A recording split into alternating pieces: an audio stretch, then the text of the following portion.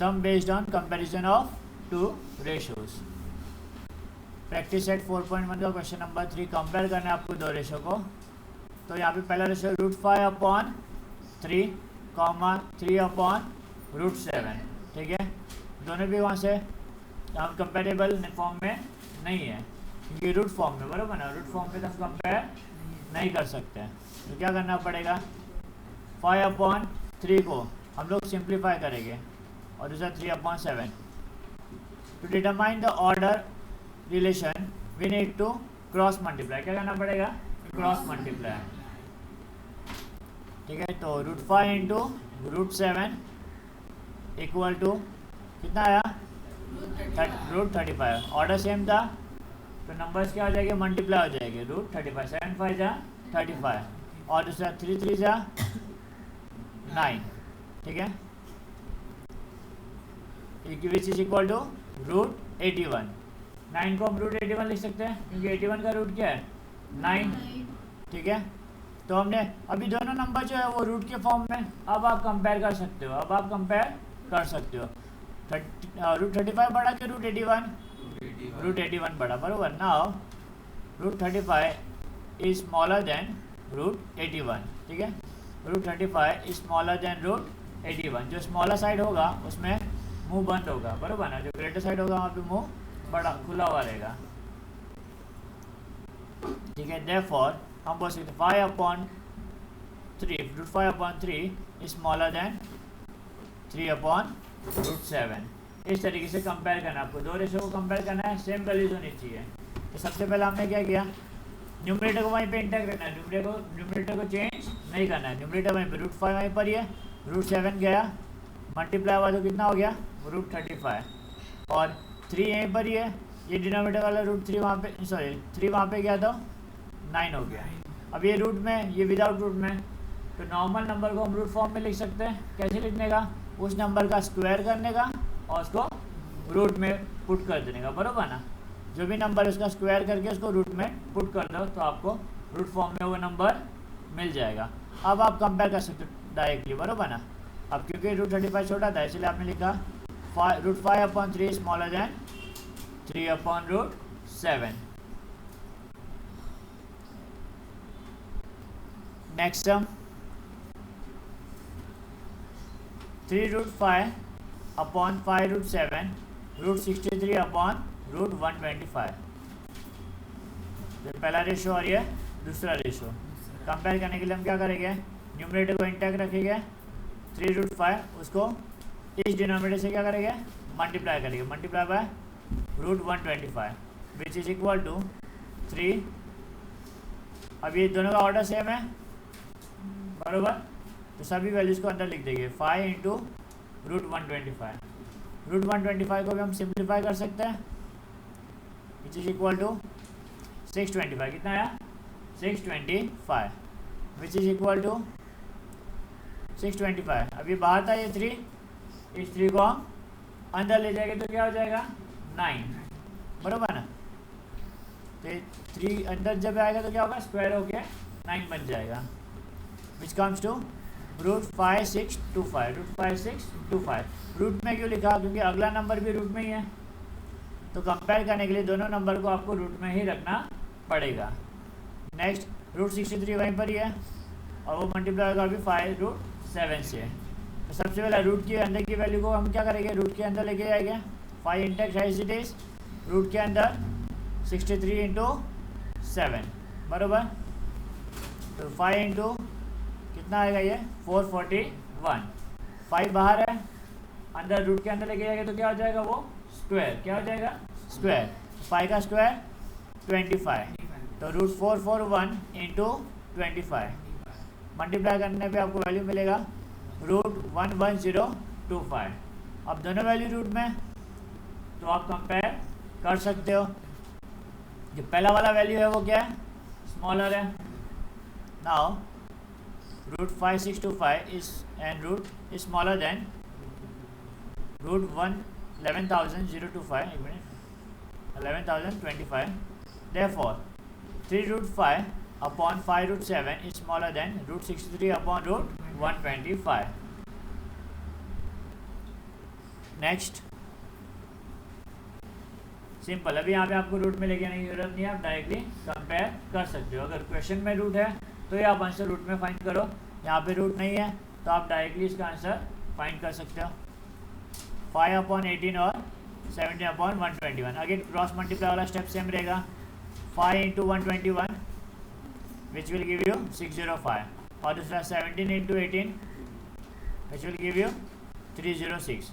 अब 605 बढ़ा के 306, 605, therefore 605 is greater than 306, therefore 5/18 is greater than 17/121. Okay, next, अभी अगेन ये रूट में, तो आपका फाइनल आंसर रूट में आएगा। पहला रूट 80/√48 और दूसरा रूट 45/√27। क्रॉस मल्टीप्लाई, रूट 80 × √27, दोनों का ऑर्डर सेम है रूट का, तो नंबर्स आपस में मल्टीप्लाई हो जाएंगे। The whole root 80 × 27 which will give you root 2160।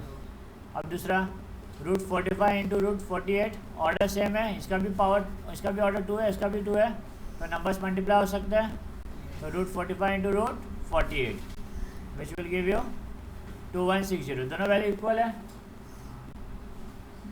तो now root 2160 is equal to root 2160, therefore root 80/48 is equal to root 45/√27। ये आपका फाइनल आंसर। कंपेयर करना है कौन बड़ा और कौन छोटा, या कौन इक्वल है। जब आप कंपेयर करें तो 3 पॉसिबिलिटी होती है, ग्रेटर देन हो सकता है, लेसर देन हो सकता है और इक्वल हो सकता है। नेक्स्ट पॉइंट वाला सम, पहला रेशो और ये दूसरा रेशो, बराबर। Cross multiply 9.2 multiply by 7.1, okay. तो मल्टीप्लाई करें 9.2 और 7.1। अगर आपको पॉइंट से प्रॉब्लम है तो पॉइंट को इग्नोर कर दो, ठीक है। 92 को 71 से मल्टीप्लाई कर दो डायरेक्टली। मल्टीप्लाई किया, जो भी फाइनल आंसर आया आपका, ये आपका फाइनल आंसर आया। अभी काउंट करो, पॉइंट के बाद में कितने डिजिट थे। पॉइंट के बाद में 1 डिजिट था और पॉइंट के बाद में 1, टोटल पॉइंट के बाद में कितने डिजिट हुए, 2। तो 2 नंबर के बाद में आपको पॉइंट पुट कर देना है, ठीक है। तो अगर पॉइंट वाले नंबर को मल्टीप्लाई करने में प्रॉब्लम है तो देखो, पॉइंट के बाद नॉर्मल जैसे मल्टीप्लाई करते करना है। पॉइंट के बाद कितने नंबर है, जितने भी पॉइंट के बाद नंबर है उतने नंबर बाद में आपको पॉइंट पुट कर देना है, ठीक है। तो answer is 65.32। Next 3.4 multiply by 5.1, again 34 multiply by 51, multiply करेंगे तो फाइनल आंसर आया आपका 1734। पॉइंट के बाद कितने नंबर है, पॉइंट के बाद 1 और पॉइंट के बाद एक और, तो कितना हो, पॉइंट के बाद 2 नंबर है, 2 नंबर के बाद में पॉइंट, तो आंसर इज 17.34, ठीक है। नाउ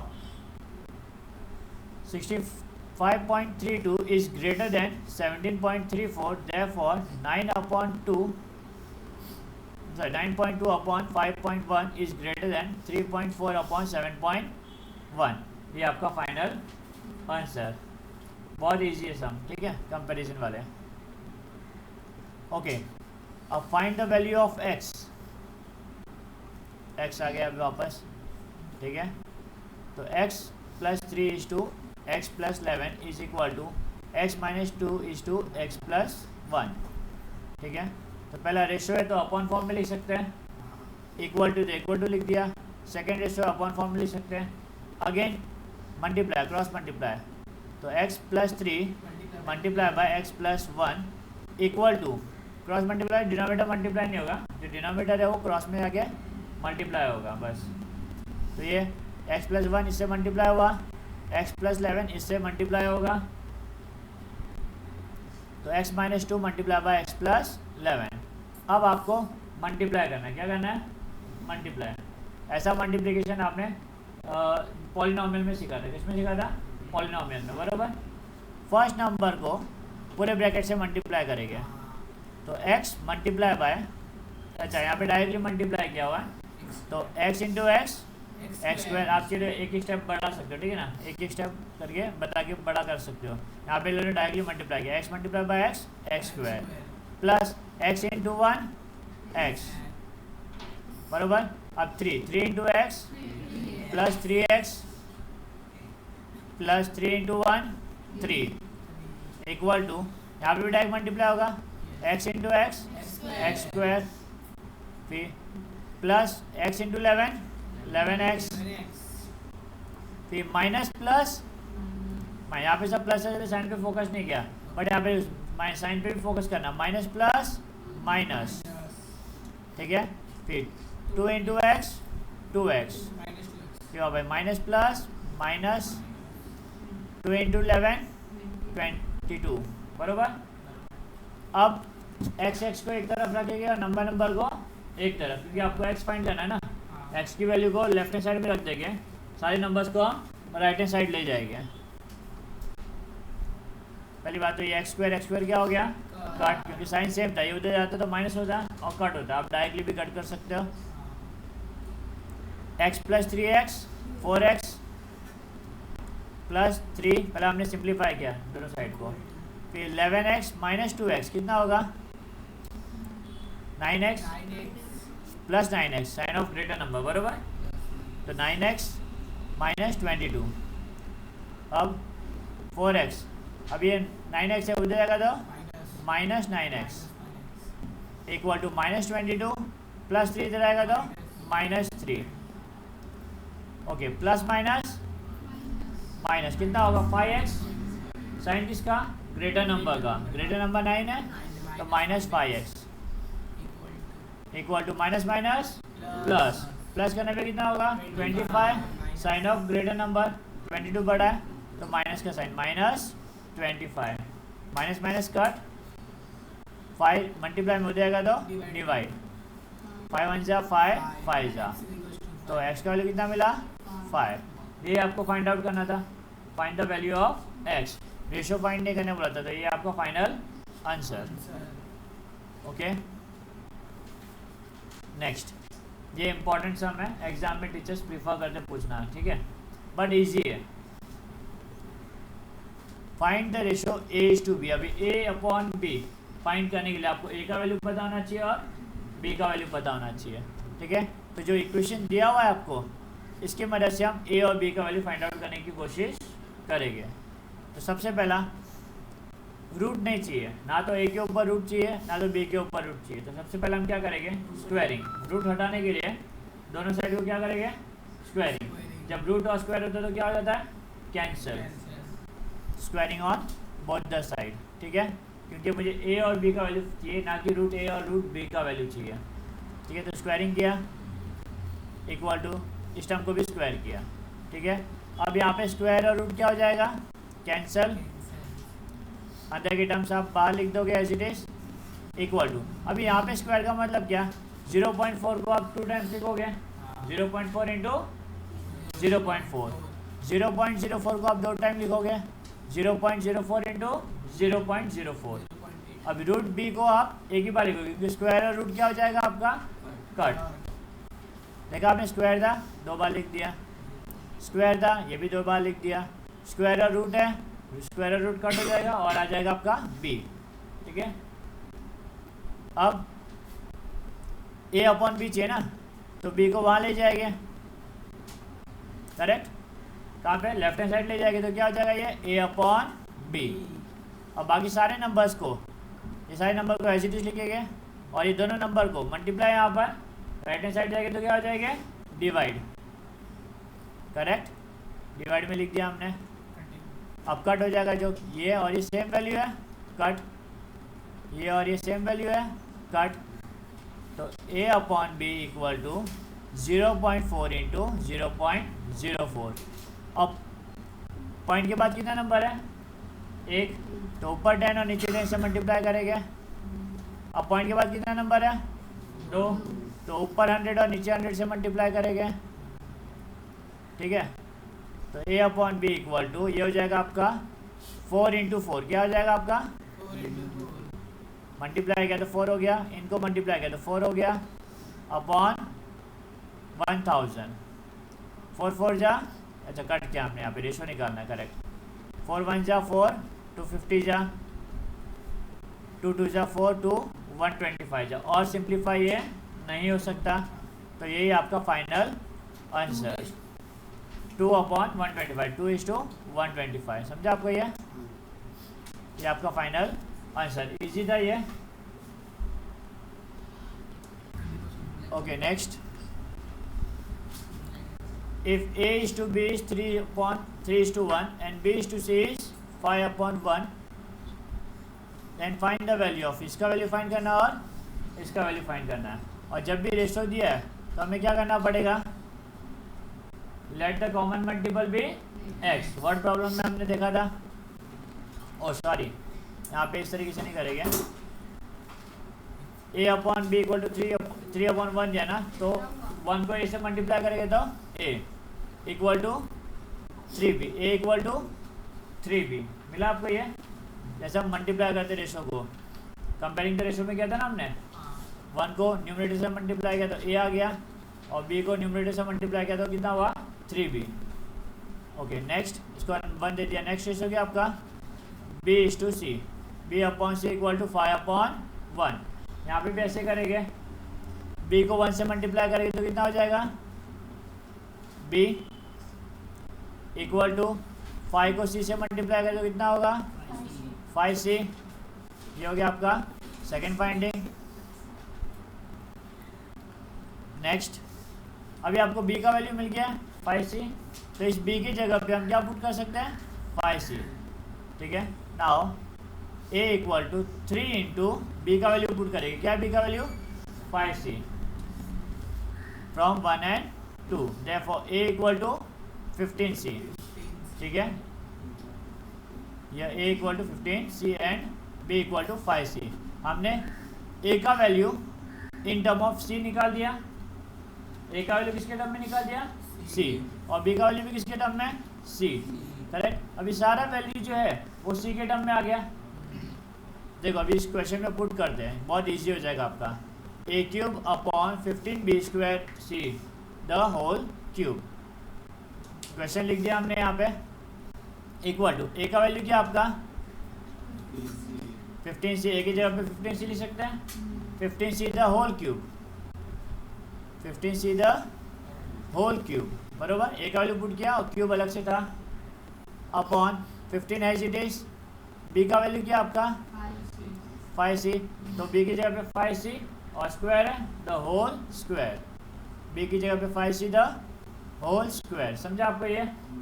आपने b का वैल्यू पुट किया और स्क्वायर था तो स्क्वायर डाल दिया। नेक्स्ट, c का तो c रहने देंगे हम लोग।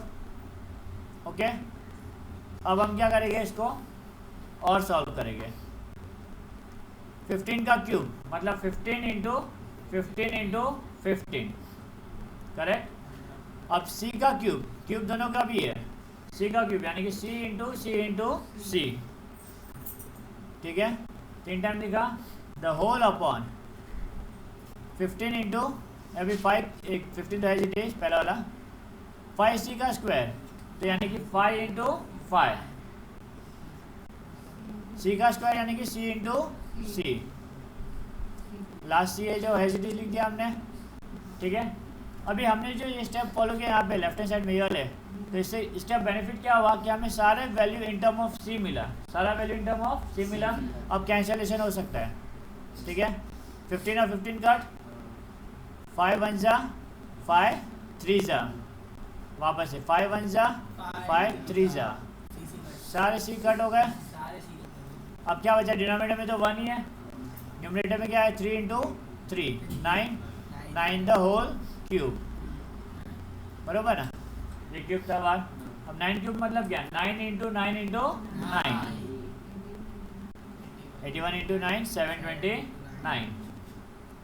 तो ये आपका फाइनल आंसर, इसका वैल्यू हमें मिल गया।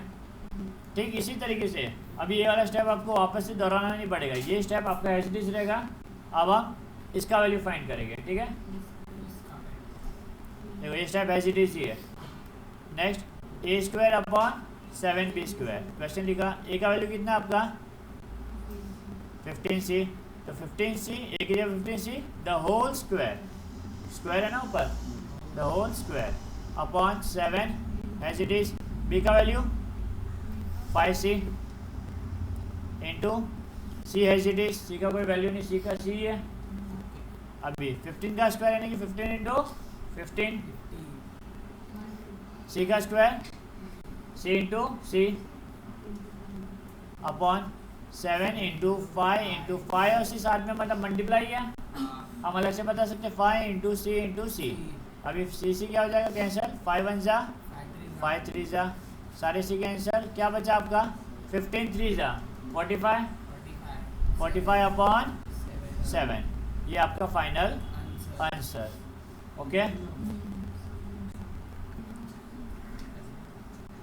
कल हम लोग प्रॉपर्टीज ऑफ इक्वल रेशियोज देखेंगे, यानी कि इन्वर्टेंडो, कंपोनेंटो, डिविडेंडो, ये सारे सम्स कवर अप करेंगे।